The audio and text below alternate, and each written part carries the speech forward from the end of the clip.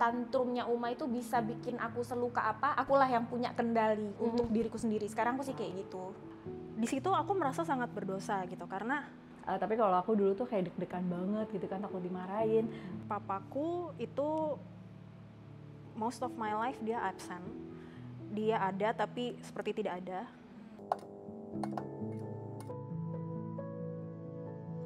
Kalau teman-teman yang ngomongin masa kecil tuh ya kita nggak mungkin, karena kita anak gitu ya, nggak mungkin lepas dari peran orang tua gitu ya, baik buruk B aja apapun itu ya, orang tua ya tadi they are in charge of our lives for a certain period of time gitu, sampai usia tertentu. Atau ya kadang-kadang yang sudah dewasa pun ada yang masih orang tuanya in charge gitu.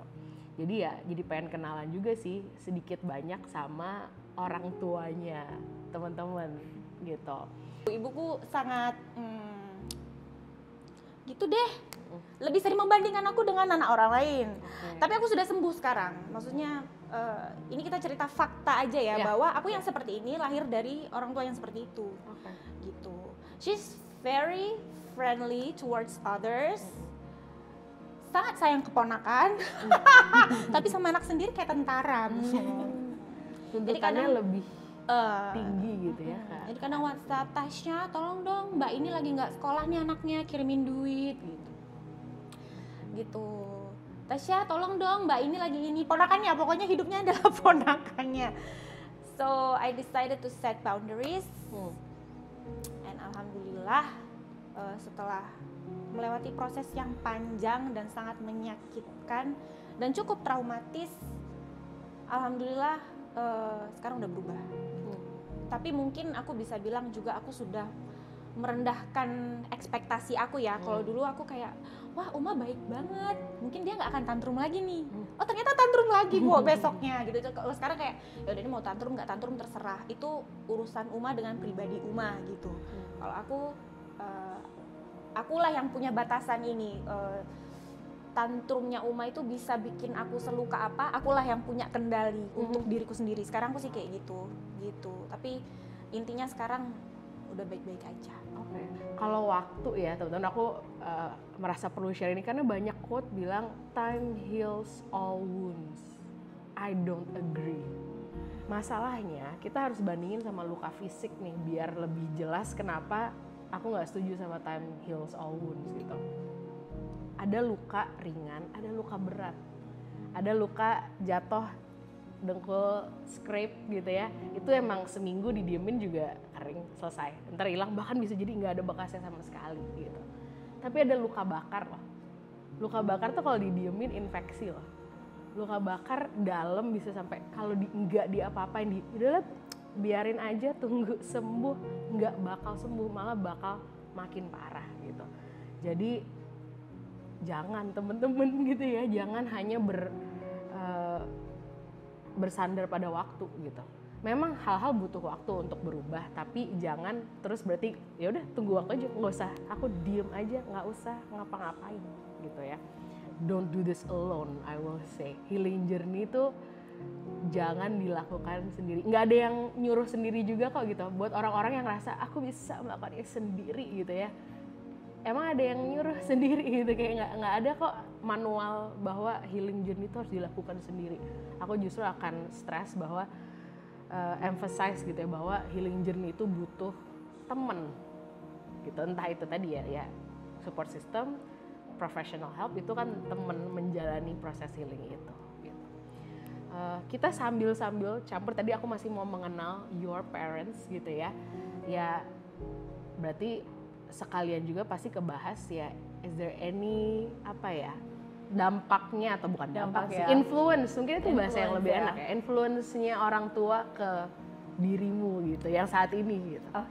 Kalau aku dulu kayak waktu kecil tuh aku nggak pernah ingat juga sih kayak kata-kata kamu harus jadi juara kelas atau apa gitu, tapi kayak aku ngerasa ekspektasi itu ada gitu di aku. Jadi kayak emang harus belajar banget, terus kalau bagi rapot tuh biasanya deg-degan banget gitu. Aku sekarang kayak anakku bagi rapot, aku lupa gitu kadang-kadang atau kayak suka nggak harus ngecek rapotnya gitu, karena aku anggap kayaknya baik-baik aja gitu. Tapi kalau aku dulu tuh kayak deg-degan banget gitu kan, takut dimarahin. Bayangin aja dulu terbiasa ranking 1, terus ketika ranking terus takut untuk jadi ranking 2 kan kayak itu sad banget aja sih gitu. Padahal there's nothing wrong with being number 2 juga gitu kan. Apalagi kalau misalnya dilihat dari nilai-nilainya gitu kan, siapa tahu nilainya naik tapi ya kebetulan aja yang lain lebih pinter gitu. Jadi kalau dulu tuh ngerasanya seperti itu sih, mungkin kayak harus menunjukkan sesuatu ya gitulah. Influencer pertama dalam hidup kita adalah orang tua kita. Again, in a good way, in a bad way.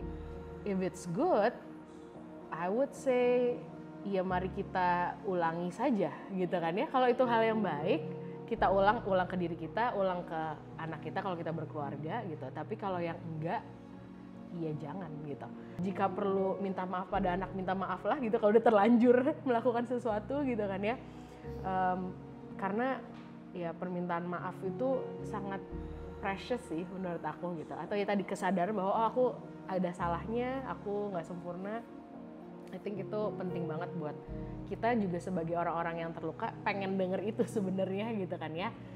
Kalau bisa dapet dari orang tua kita, yay gitu. Tapi kalau enggak, ternyata nggak apa-apa juga. Karena untungnya ternyata nih yang ngomongin luka, healing segala macam, ternyata untung banget buat kita walaupun luka itu dibentuk oleh orang lain, ternyata healingnya nggak bergantung sama orang yang bikin luka itu ternyata. Jadi kita nggak butuh permintaan maaf orang baru bisa pulih gitu. Untungnya, karena kan kejadiannya bisa jadi orangnya nggak sadar, bisa jadi udah meninggal dunia, bisa jadi udah nggak berhubungan lagi. Kalau kita terus nungguin permintaan maaf orang baru aku bisa pulih. Wow, kayak ya kita nggak bakal bisa pulih sih kalau kayak gitu. Jadi tapi ya untungnya psychology gitu ya. Ternyata nggak perlu gitu. Ternyata we can heal without the people who hurt us gitu. It helps if they apologize, but if they don't, ada banyak cara lain gitu. Your parents gitu ya, seperti apa dan influence-nya ke Tania gimana? Papaku itu most of my life dia absent. Dia ada tapi seperti tidak ada. Jadi dia itu kerja dari minggu ke minggu, selalu di luar rumah. Dia berangkat itu sebelum aku bangun, dia pulang setelah aku tidur. Sebenarnya hubunganku itu masa kecilku sampai aku dewasa sekarang ini tuh sangat didominasi oleh ibuku gitu ya, oleh mamaku. Karena memang kita hubungannya itu deket banget, kita intens banget lah. Karena she was the only parent I know. Okay. Di memoriku dia adalah sosok yang merupakan sumber cinta, sumber aman, tapi juga sumber rasa takut. Kebetulan aku mulai terapi ke psikolog itu 2022 kemarin, dan itu juga mungkin nanti kita bisa bahas di lain segmen niat awalnya kenapa. Tapi aku sempat mention soal mamaku dan psikologku di situ bilang kalau hanya karena kamu memaklumi atau menurutmu ya mamaku marah tapi dia cinta kok sama aku gitu. Bukan berarti rasa sakit yang kamu rasakan itu nggak ada gitu. Jadi kamu jangan menghiraukan itu, jangan meninggalkan itu gitu. Di situ aku merasa sangat berdosa gitu karena mamaku itu kan cinta matiku lah ya gitu bilangnya. Tapi juga dia adalah salah satu orang yang sangat menyakiti aku gitu. Maaf ya. Gitu, jadi aku merasa sangat berdosa karena aku mikir kok aku kayak mikir jelek gitu tentang dia.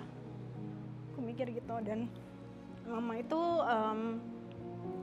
mama udah almarhum, dia meninggal 2016.